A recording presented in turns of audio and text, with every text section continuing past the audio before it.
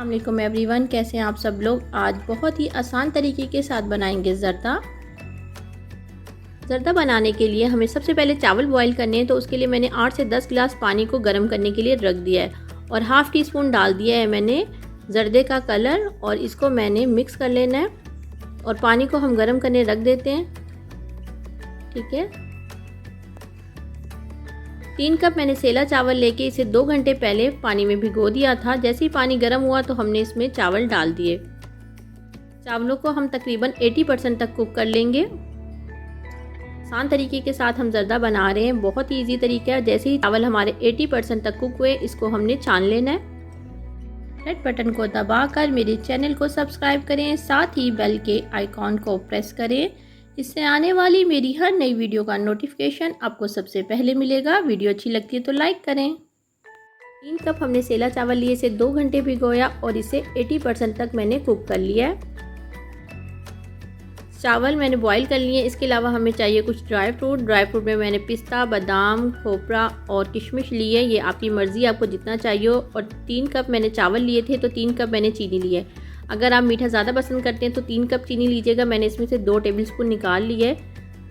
5 से 6 मैंने ली है इलायची और 3 से 4 मैंने लौंग ले ली है। ठीक है, आधा कप मैंने ले लिया है अशरफियों का रेड और ग्रीन। 2 टेबलस्पून मैंने लिए है मिल्क पाउडर और कुछ खोया मैंने लिया है। ये आप ऑप्शनल है, अगर आपका दिल करे तो आपको जितना चाहिए आप ले सकते हैं।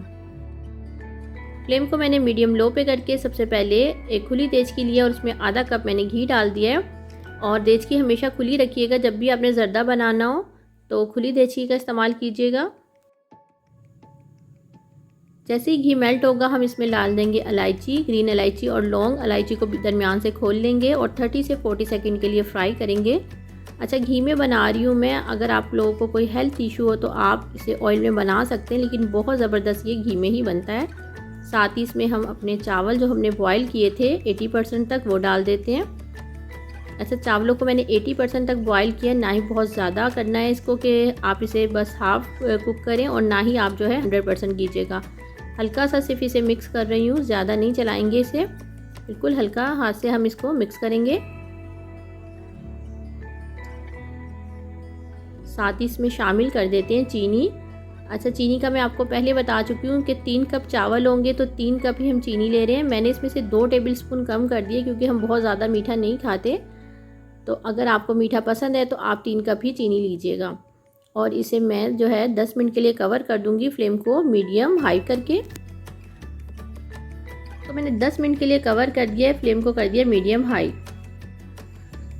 देखिए 10 से 12 मिनट गुजर चुके हैं और चीनी जो है हमारी बिल्कुल मेल्ट हो गई है और चीनी का पानी जो है वो तकरीबन ड्राई हो गया, लेकिन थोड़ा सा भी है। तो मैंने फ्लेम को मीडियम हाई किया हुआ है, तो मैं अभी इसको स्लो नहीं करूँगी। अगर आपका चीनी का पानी जो है वो बिल्कुल ड्राई हो जाए तो इस फिर फ्लेम को स्लो कर देंगे, लेकिन अभी इसमें थोड़ा सा पानी है तो अभी हमने फ्लेम को मीडियम हाई पे ही रहने देना है। और अब इसके ऊपर डाल देते हैं कुछ ड्राई फ्रूट जो भी आपको पसंद हो और जितना आप चाहें डाल सकते हैं तो।